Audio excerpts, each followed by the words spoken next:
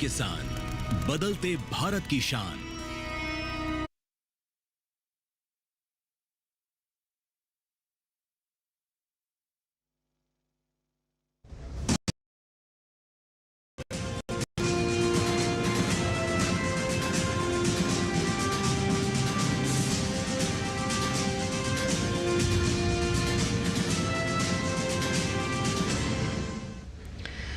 नमस्कार, किसान समाचार में आप सभी दर्शकों का स्वागत है। मैं हूं साइमा खान। सबसे पहले नजर हेडलाइंस पर। प्याज किसानों के लिए खुशी की खबर। कृषि मंत्रालय ने दी जानकारी। कहा कि 2024-25 में अब तक 2.6 लाख टन प्याज का निर्यात। वहीं केंद्र ने बफर के लिए किसानों से 4.7 लाख टन की खरीदी की।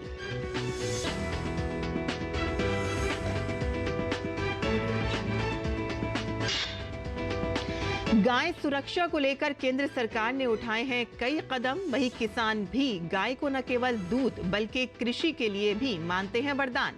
गाय के गोबर से प्राकृतिक खाद बनाकर उनका खेतों में किया जाता है उपयोग।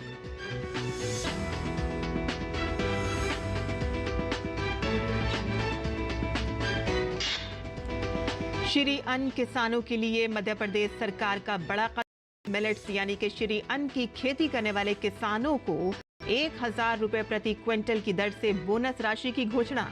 इस योजना से किसानों को खेती करने के लिए मिलेगा प्रोत्साहन।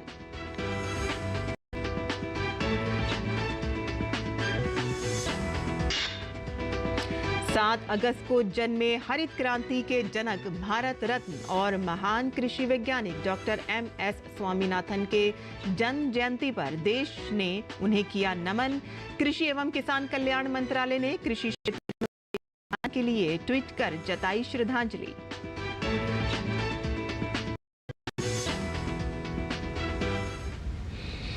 और अब समाचार विस्तार से। चालू वित्त वर्ष में जुलाई तक कुल 2.60 लाख टन प्याज का निर्यात किया गया था। सरकार ने बुधवार को संसद में ये जानकारी दी। सरकार ने 4 मई 2024 से प्याज निर्यात प्रतिबंध हटा दिया है और 550 अमेरिकी डॉलर प्रति मीट्रिक टन के न्यूनतम निर्यात मूल्य यानी कि MEP और 40% निर्यात शुल्क के साथ निर्यात की अनुमति दी है। उपभोक्ता मामले, खाद्य और सार्वजनिक वितरण मंत्रालय के केंद्रीय राज्य मंत्री BL वर्मा ने एक लिखित उत्तर में जानकारी देते हुए बताया है कि केंद्र ने बफर के लिए किसानों से 4.7 लाख टन की खरीद की है।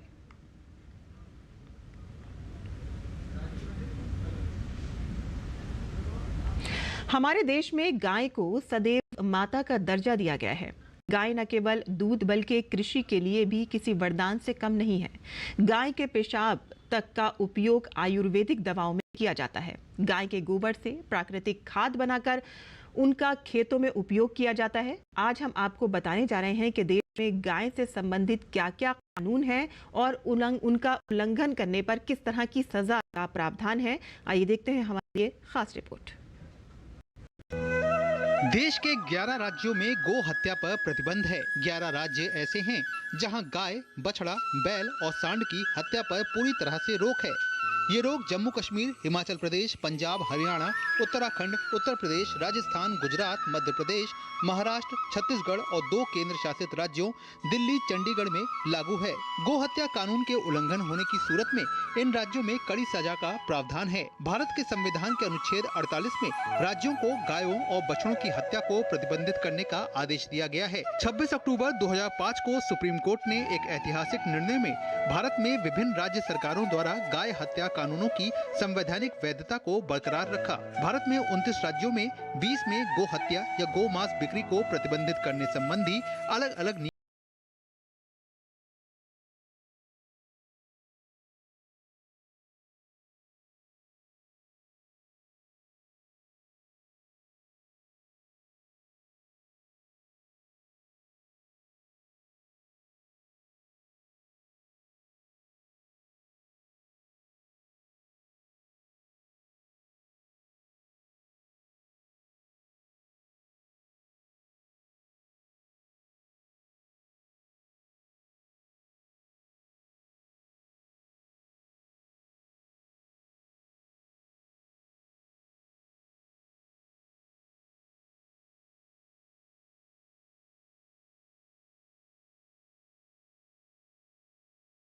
में मौजूदा मांस निर्यात नीति के अनुसार गौ मांस का निर्यात प्रतिबंधित है। इसे निर्यात करने की अनुमति नहीं है। केवल भैंस, भेड़ और पक्षियों के मांस को की अनुमति है। पहली देश में प्रधानमंत्री नरेंद्र मोदी ने 26 मई 2017 को पूरे देश में पशु बाजारों में दूध के लिए मवेशियों की बिक्री पर प्रतिबंध लगाया था। लेकिन 2017 में सुप्रीम कोर्ट के फैसले में मवेशियों की बिक्री को निलंबित कर दिया। पिछले उत्तर प्रदेश सरकार ने गो हत्या कानून को कड़ा कर दिया है। हत्या के दोषी को 10 साल तक और 5 लाख तक का जुर्माना होगा। पहले इसके लिए 7 साल की जेल का प्रावधान था।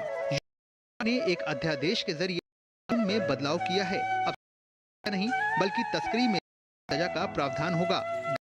चोट पहुंचाना या उसकी जान खतरे में डालने वाला कोई भी काम सजा की वजह बन सकता है। नहीं, तस्करी या चोट पहुंचाने मामलों में पीड़ित गाय का खर्च भी दोषी को उठाना। अगर कोई दोबारा हत्या कानून के तहत दोषी पाया गया तो दोगुनी हो जाएगी। गो तस्करी ड्राइवर और गाड़ी मालिक को भी सजा प्रावधान है। गुजरात में गो हत्या करने वालों को उम्र कैद की सजा है। गुजरात सरकार ने पशु संरक्षण अधिनियम 2000 को कुछ साल पहले पारित था। गुजरात में कानून में संशोधनों के तहत इससे जुड़े अपराध अब गैर जमानती हो गए। सरकार उन गाड़ियों को जब्त करेगी जिनमें बीफ ले जाए। हरियाणा में भी कड़ी सजा है। हरियाणा में लाख रुपए का जुर्माना और 10 साल की जेल का प्रावधान है। महाराष्ट्र में हत्या पर 10,000 रुपए का जुर्माना, 5 साल की जेल की सजा का प्रावधान है। छत्तीसगढ़ के अलावा इन राज्यों में भैंस के काटे जाने पर नहीं है। कुछ राज्यों में सजा जुर्माना कुछ नरम है। जेल 6 महीने से 2 साल के बीच की जुर्माने की अधिकतम रकम 1,000 रुपए है। ये वो राज्य हैं जहां गो हत्या पर आंशिक प्रतिबंध है। ये झारखंड, ओडिशा, तेलंगाना, आंध्र प्रदेश, तमिलनाडु, कर्नाटक, गोवा और 4 केंद्र शासित दमन और दीव, दादरा हवेली, पौंडीचेरी, अंडमान और निकोबार द्वीप समूह। अब हम आपको विस्तार से बताते हैं कि किस तरह का कानून है। ये कानून गो हत्या को संगीन और गैर जमानती अपराध बनाता है, जिसके लिए 10 साल तक की कैद और गए गोवंश की कीमत से गुना तक का जुर्माना हो सकता है। 2015 में लागू गौवंश संरक्षण और संवर्धन अधिनियम के तहत गौ हत्या गैर जमानती अपराध किया है, जिसके लिए अधिकतम 10 साल सश्रम कारावास और अधिकतम रुपए का जुर्माना हो सकता है। उत्तराखंड और उत्तराखंड में भी गौ हत्या अधिकतम 10 वर्ष के सश्रम कारावास का प्रावधान है और जुर्माना 10,000 रुपए है। गुजरात गाय संरक्षण कानून पास हो गया है। इस कानून के तहत अब गो हत्या के लिए 10 साल आजीवन कारावास की सजा प्रावधान है। इतना ही नहीं, कानून में जुर्माना राशि को दोगुना है। अब इस कानून में 1 से 5 लाख रुपए जुर्माने की। छत्तीसगढ़ में 2017 से ही गौ हत्या मामले में आजीवन कारावास की सजा तय कर दी गई। ब्यूरो रिपोर्ट के साथ संगीता अग्रवाल की रिपोर्ट, डीडी न्यूज।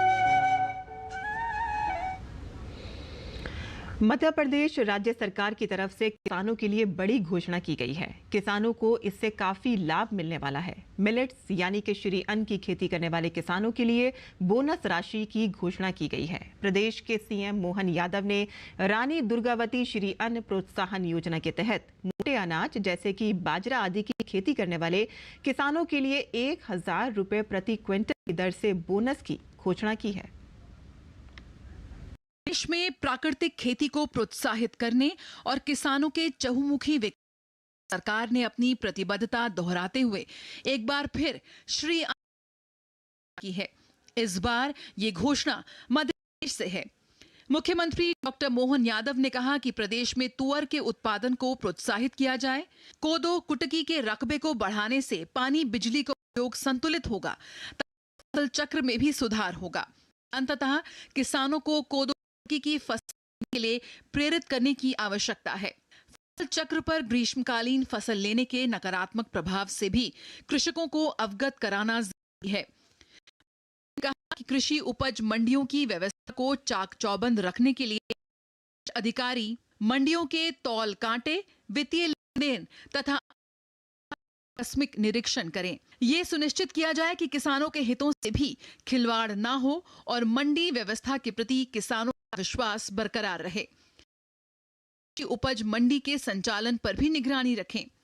कहीं पर भी कृषि उपज मंडी गड़बड़ी पाए जाने पर संबंधित सचिव जिम्मेदार होंगे। उनके विरुद्ध कठोर कार्रवाई की जाएगी। उन्होंने वेयरहाउस निर्माण व उपयोग के प्रावधानों के हितों को सुनिश्चित करने के लिए आवश्यक संशोधन करने के निर्देश दिए।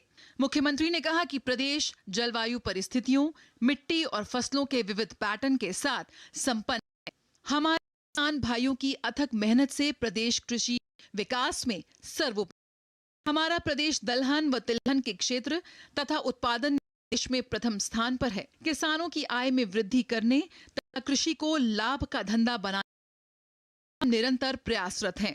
प्रधानमंत्री फसल बीमा योजना से अधिक सीमांत लघु कृषकों को लाभ मिले, ये सुनिश्चित करने के लिए आवश्यक सुधारात्मक उपाय किए जाएं। रानी दुर्गावती श्री अन्न प्रोत्साहन योजना के अंतर्गत पौष्टिक श्री अन्न का उत्पादन बढ़ाने और की पैदावार करने वाले कृषकों को प्रोत्साहित करने के लिए हर संभव प्रयास किए जाएं। किसानों को फसल विविधीकरण की ओर प्रोत्साहित करते हुए उन्होंने कहा कि धान एवं गेहूं के स्थान पर अन्य लाभकारी फसलें लेने के लिए फसल विविधीकरण को प्रोत्साहित किया जाए। ऐसी फसलों को बढ़ावा दिया जाए जो सरकारी खरीद पर निर्भर नहीं हो और जिनका दाम बाजार व निर्यात की मांग से हो। उन्होंने रासायनिक उर्वरकों के स्थान पर जैविक उर्वरकों को प्रोत्साहित करने की आवश्यकता, प्रदेश के सभी क्षेत्रों में प्राकृतिक खेती को विस्तारित करने संबंधित करने के निर्देश दिए। प्रधानमंत्री फसल बीमा योजना में 25 लाख से अधिक किसान लाभान्वित हुए हैं। दरअसल प्रधानमंत्री फसल बीमा योजना में वर्ष 2023 और 24 में 25 लाख से अधिक किसान लाभान्वित हुए हैं। बीमा दावों का भुगतान भी त्वरित रूप से किया जा रहा है। अटल कृषि ज्योति योजना में 25,61,000, निशुल्क विद्युत प्रदाय योजना में 9,21,000 और मुख्यमंत्री किसान कल्याण योजना में 80 लाख से अधिक किसान लाभान्वित हुए हैं। रानी दुर्गावती श्री अन्न प्रोत्साहन योजना में राज्य मिलेट मिशन में 24 और 25 में कोदो, कुटकी, रागी और ज्वार 1166 क्विंटल प्रमाणित बीजों का वितरण किया गया। किसानों को कोदो, रुपए प्रति क्विंटल की दर से अतिरिक्त प्रोत्साहन राशि उपलब्ध कराई जा रही है। ई-रूपी से किसानों को अनुदान भुगतान हो रहा है। फसल विविधीकरण में एथेनॉल उत्पादन, फसल सब्जी मसाले आदि के ऑर्गेनिक उत्पादन तथा अश्वगंधा के उत्पादन में सकारात्मक परिणाम मिल रहे हैं। किसानों को अनुदान क्रियान्वयन प्रीपेड वाउचर ई-रूपी से किया जा रहा है। किसानों को सस्ते दाम पर कृषि उपकरण उपलब्ध कराने के उद्देश्य से प्रदेश में बनाए जाने वाले 5,000 नए कस्टम हायरिंग सेंटर्स में से 3,964 केंद्र स्थापित किए जा चुके हैं। सरकार का मकसद किसानों को सही समय पर सरकारी सहायता पहुंचाना और देश का विकास करना है। ब्यूरो रिपोर्ट के साथ संगीता अग्रवाल की रिपोर्ट, डीडी न्यूज। और 7 अगस्त 1925 को तमिलनाडु के कुंभकोणम में जन्मे हरित क्रांति के जनक, भारत रत्न और महान कृषि वैज्ञानिक डॉक्टर MS स्वामीनाथन के जन्म जयंती पर मंत्रालय का नमन। धान की अधिक उपज देने वाली किस्मों को विकसित करने में उनके अग्रणी काम ने भारत के कृषि उत्पादन को बढ़ावा देने और कम आय वाले किसानों की आजीविका में सुधार करने में महत्वपूर्ण भूमिका निभाई।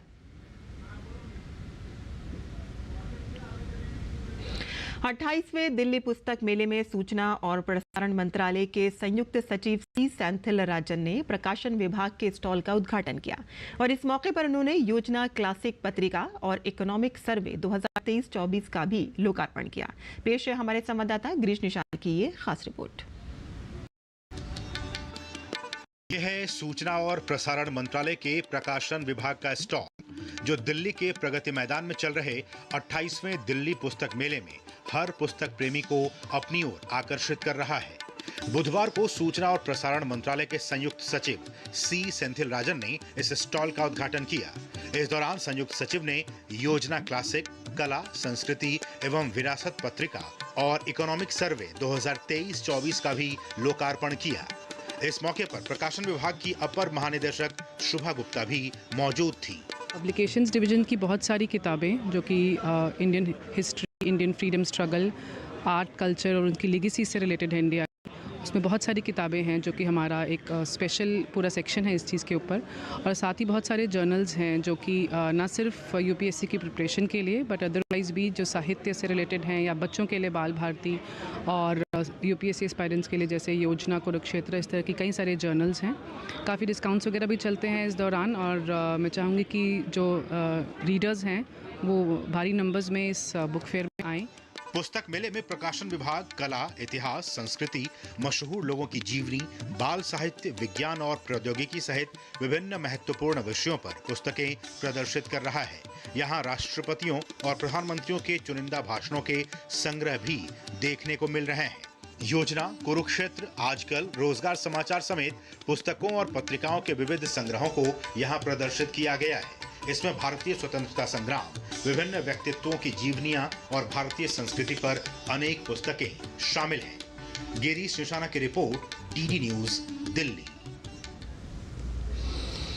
और हर घर जल, हर घर नल, केंद्र सरकार की ये योजना बहुत सारे लोगों के चेहरों पर मुस्कान ला रही है। सालों से घर तक नल से पानी पहुंचाने को लेकर लोगों का इंतजार खत्म हो रहा है। लद्दाख के लेह के पास गांव चुशोत से हमारे संवाददाता मनीष बाजपेयी बता रहे हैं कि किस तरह से हर घर जल, हर घर नल के माध्यम से लोगों की जिंदगी में बदलाव आया है।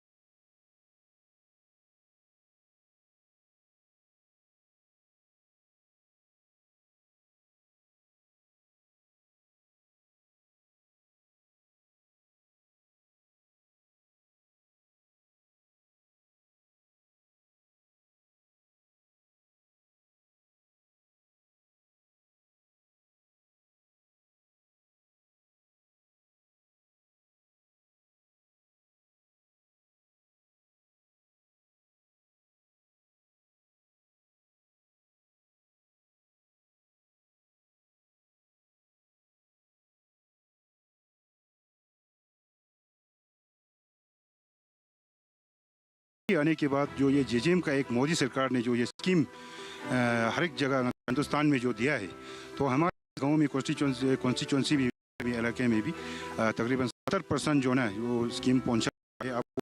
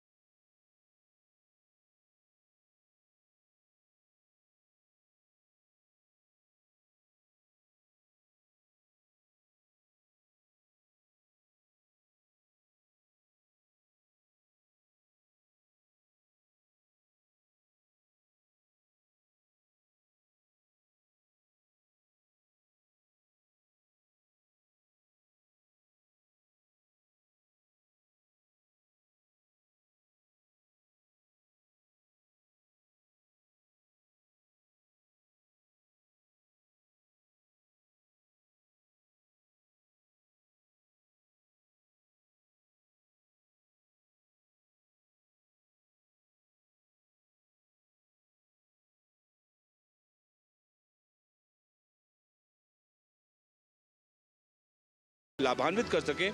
हर घर नल, हर घर जल की कहानी हो, जल जीवन मिशन की कहानी हो, इसके साथ ही साथ कई अन्य योजनाओं की कहानी हो। ये कहानियां बेमिसाल हैं, इनकी गाथाएं बेमिसाल हैं, और इससे ये सिद्ध होता है कि सरकार समाज के प्रति, समाज में रह रहे लोगों के प्रति कितनी संवेदनशील है। कैमरामैन उत्तम सिंह के साथ साथी कमलेश कुमार के साथ मैं मनीष बाजपेयी, चुशोत गांव, लेह, लद्दाख, डीडी न्यूज के लिए। चलते।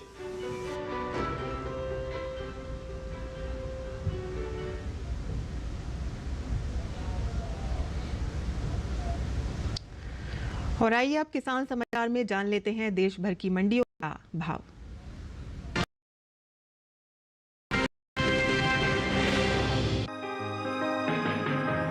कृषि उपज मंडियों में इन दिनों मक्का की आवक सामान्य बनी हुई है। बात हाजिर भाव की करें तो एग्मार्कनेट के मुताबिक देश की अलग अलग मंडियों में मक्का के भाव कुछ इस प्रकार रहे। गुजरात की दाहोद मंडी में 6 अगस्त को मक्का का भाव रहा 2,500 रुपए। 7 अगस्त को इसके भाव में 50 रुपए की बढ़त देखने को मिली। इसके बाद मक्के का भाव 2,550 रुपए पर गया। मध्य प्रदेश की इन दौरान मक्का के भाव नीचे आए। यहां 6 अगस्त को मक्का का भाव 2,699 रुपए था। 7 अगस्त को इसके सौदों में 221 रुपए की भारी गिरावट दर्ज की गई, जिसके बाद भाव 2,478 रुपए पर आ गया। जालंधर सिटी मंडी में 6 अगस्त को मक्का का भाव 2,400 रुपए। 7 अगस्त को इसके भाव में 100 रुपए की गिरावट, जिसके बाद भाव 2,300 रुपए पर हो गया। बदायूं में 6 और 7 अगस्त को मक्का बिना किसी बदलाव के 2,150 रुपए पर बिका। उत्तर प्रदेश की दूसरी मंडी मक्का के भाव की बात करें तो बुधवार को फैजाबाद मंडी में मक्के का भाव 2,420 रुपए था। गाजियाबाद मंडी में भाव 2,340 रुपए, जबकि टूंडला मंडी में मक्के के सौदे 2,055 रुपए पर हुए। कुल मक्का की पैदावार में कमी देखने को मिल सकती है। कृषि मंत्रालय की ओर से जारी दूसरे अग्रिम अनुमान के मुताबिक साल 2023-24 के दौरान देश में कुल मक्का की उपज 324,70,000 टन होने का अनुमान जताया गया है, जो पिछले साल की 380,85,000 टन की पैदावार की तुलना में करीब 56 लाख टन कम है। मक्का की उपज का असर इसके बाजार भाव पर भी पड़ सकता है। बता दें कि हाल ही में केंद्र सरकार ने विपणन सत्र 2024-25 खरीफ फसलों के न्यूनतम समर्थन मूल्य में बढ़ोतरी की है। सरकार के इस फैसले से किसानों को उनकी फसलों का उचित दाम मिलेगा, साथ ही आय में भी वृद्धि होगी। इन 14 खरीफ फसलों में मक्का भी शामिल है। मक्का का एमएसपी साल 2023-24 के दौरान 2,090 रुपए प्रति क्विंटल था, जिसकी एमएसपी साल 2024-25 के दौरान 135 रुपए बढ़ाकर 2,225 रुपए प्रति क्विंटल कर दी गई है।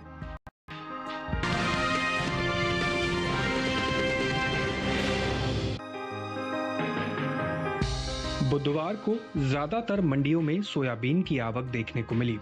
हाजिर भाव को देखें तो एग्मार्कनेट के अनुसार गुजरात की अमरेली मंडी में 6 अगस्त को सोयाबीन का भाव था 4,049 रुपए। 7 अगस्त को इसके भाव में 66 रुपए की तेजी आई, जिसके बाद भाव 4,115 रुपए हो गए। में इस दौरान सोयाबीन के भाव में बढ़त रही। यहां 6 अगस्त को सोयाबीन का भाव 4,325 रुपए रहा। 7 अगस्त को इसके भाव में 25 रुपए की तेजी देखने को मिली, जिसके बाद सोयाबीन का भाव 4,350 रुपए पर हो गया। में बीते मंगलवार को सोयाबीन का भाव 4,200 रुपए रहा। बुधवार को इसके सौदों में 630 रुपए की भारी गिरावट दर्ज की गई, जिसके बाद सोयाबीन का भाव 3,570 रुपए पर आ गया। इस तरह उज्जैन मंडी में सोयाबीन का भाव 4,330 रुपए था। 7 अगस्त को इसके भाव में 826 रुपए की नरमी आई और भाव हो गया 3,504 रुपए। 2024-25 के लिए 14 खरीफ फसलों के न्यूनतम समर्थन मूल्य में बढ़ोतरी की है। सरकार के इस फैसले से किसानों को उनकी फसलों का उचित दाम मिलेगा, साथ ही आय में भी वृद्धि होगी। इन 14 खरीफ फसलों में पीली सोयाबीन भी शामिल है। पीली सोयाबीन का एमएसपी साल 2023-24 के दौरान 4,600 रुपए प्रति क्विंटल था, जिसकी एमएसपी साल 2024-25 के दौरान 292 रुपए बढ़ाकर 4,892 रुपए प्रति क्विंटल तय कर दी गई है। बता दें कि कृषि एवं किसान कल्याण ओर से साल 2023-24 के प्रमुख कृषि फसलों के तीसरे अग्रिम अनुमान जारी किए गए हैं।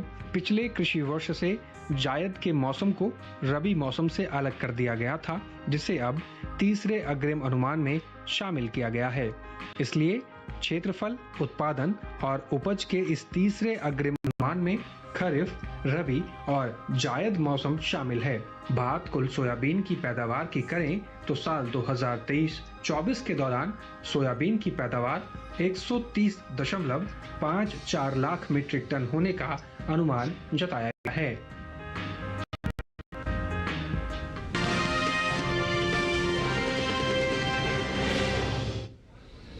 और मंडी खबर के बाद आइए अब बात करते हैं मौसमी खेती की। किसान इस मौसम में कैसे रखें अपनी खेती का ख्याल, आइए देखते हैं।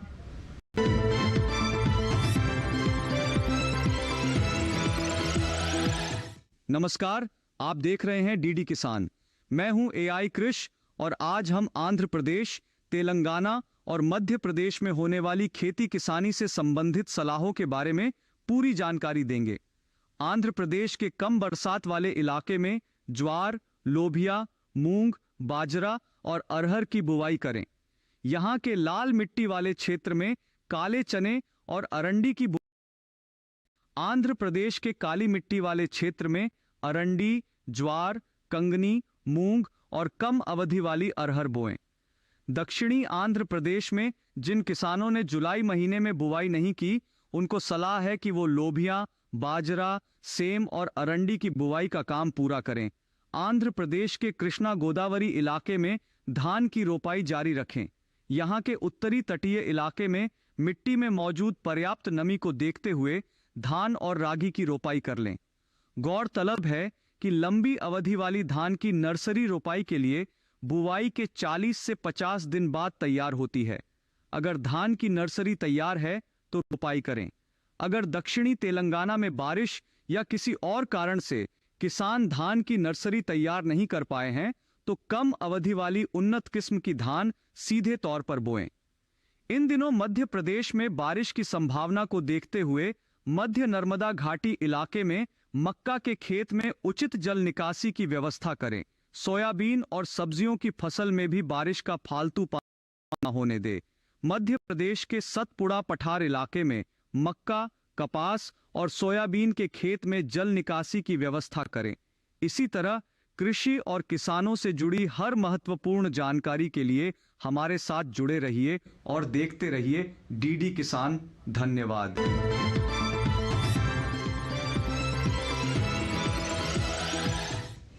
और खेती किसानी से जुड़ी खबरों के बाद आइए अपना नजर डाल लेते हैं कुछ और खबरों पर। खास खबर में राष्ट्रपति द्रौपदी मुर्मू ने न्यूजीलैंड के दौरे पर वेलिंगटन कन्वेंशन सेंटर में न्यूजीलैंड अंतर्राष्ट्रीय शिक्षा सम्मेलन को संबोधित किया। न्यूजीलैंड दौरे पर राष्ट्रपति द्रौपदी मुर्मू ने वेलिंगटन रेलवे स्टेशन पर महात्मा गांधी की प्रतिमा पर पुष्पांजलि अर्पित की। भारतीय रिजर्व बैंक के गवर्नर शक्तिकांत दास ने मौद्रिक नीति के फैसलों की घोषणा करते हुए बताया है कि एमपीसी ने लगातार 9वीं बार रेपो रेट में कोई बदलाव नहीं किया है, यानी कि रेपो रेट को 6.50% पर ही रखा गया है। आरबीआई के गवर्नर शक्तिकांत दास ने कहा है कि अप्रैल और मई के दौरान 4.8% पर स्थिर रहने के बाद मुद्रास्फीति जून में बढ़कर 5.1% हुई। उन्होंने बताया है कि 2024-25 के लिए वास्तविक जीडीपी वृद्धि 7.2% रहने का अनुमान है। चुनाव आयोग की टीम आज से जम्मू कश्मीर के 2 दिवसीय दौरे पर रहेगी। यहां टीम चुनावों की तैयारियों की समीक्षा करेगी। सुप्रीम कोर्ट ने जम्मू कश्मीर में चुनाव कराने के लिए 30 सितंबर तक की डेडलाइन दी है। वक्फ संशोधन विधेयक 2024 के लोकसभा में पेश किए जाने पर केंद्रीय मंत्री प्रहलाद जोशी ने कहा कि किसी को टारगेट नहीं किया जा रहा है। मुस्लिम महिलाओं के सशक्तिकरण के लिए और लोगों की जो जमीन कब्जे में है, इसे लेकर फैसला लिया जाएगा। वक्फ बोर्ड संशोधन बिल को लेकर बीजेपी प्रवक्ता शहजाद पूनावाला ने कांग्रेस पर निशाना साधते हुए कहा है कि वक्फ कानून में समय समय पर संशोधन करके कांग्रेस ने वक्फ बोर्ड को मनमानी करने के लिए असीमित शक्तियां प्रदान की। आबकारी नीति घोटाले से जुड़े सीबीआई मामले में दिल्ली के मुख्यमंत्री अरविंद केजरीवाल की सीबीआई न्यायिक हिरासत आज खत्म हो रही है। दिल्ली हाई कोर्ट ने student Islamic movement of India यानी कि सिमी पर लगाए गए प्रतिबंध को 5 साल के लिए बढ़ा दिया है। गुजरात के मुख्यमंत्री भूपेंद्र पटेल ने स्वतंत्रता दिवस से पहले हर घर तिरंगा अभियान के तहत अपने आवास पर राष्ट्रीय ध्वज फहराया। पश्चिम बंगाल के पूर्व मुख्यमंत्री बुद्धदेव भट्टाचार्य का निधन हो गया है। बुद्धदेव भट्टाचार्य 2000 से 2011 तक पश्चिम बंगाल के मुख्यमंत्री रहे थे। भारतीय रेसलर विनेश फोगाट ने कुश्ती से संन्यास का ऐलान कर दिया है। उन्होंने सोशल मीडिया प्लेटफॉर्म एक्स पर अपने संन्यास की घोषणा की। किसान समाचार में आज के लिए बस इतना ही। अनुमति दें। नमस्कार।